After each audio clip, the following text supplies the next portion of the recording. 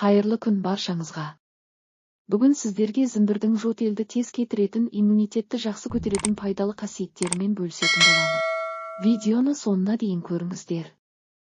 Зімбір тамырының пайдалы қасиеттері осы өсімдіктің құрамындағы дәрумендер мен қоректік заттарда жатыр.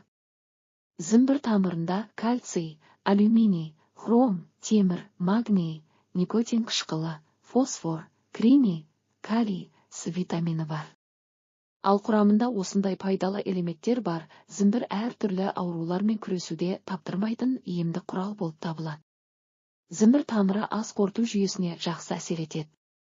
Оны тұрақты қолданылу ас қорыту процесін ынталандырып, асқазан сөлін қалыптастырады. Ал бұл бірінші кезекте ас қорытудан, кекіруден немесе ішке шыққан жаралардан зардап шегетіндер үшін аса маңызды болып табылады. Зімбір тамыры артық салмақтан арылуда белсенді қолданылады. Енді сізге ағзаңызға зиян келтіретін диеталарға отырудың қажеті жоқ. Мұнда зімбір тамыры пайдалы болмақ.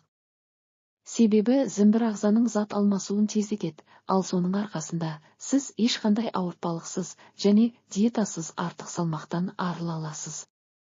Зімбір тамыры сондай-ақ жүктілік кезінде де пайдалы. Бұл өсімдік токсикоз, бас айналу, балаға зиян келтіретін химиялық заттар немесе биологиялық қоспаларсыз күш жоғалту секілді барлық жағымсыз симптомдарды төмендетуге қабілетті. Алайда бұл жағдайда мұқият болу керек. Өйткені зімбір тамыры қарсы көрсеткіштерге ие.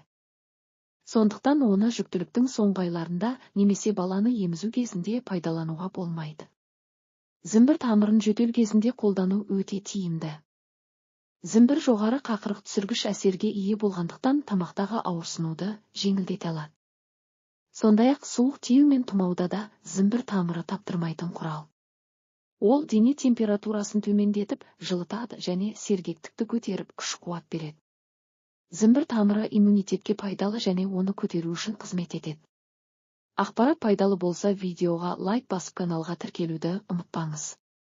Келесі видеода иммунитетті көтерудің қарапайым жолдарымен бөлісетін боламын.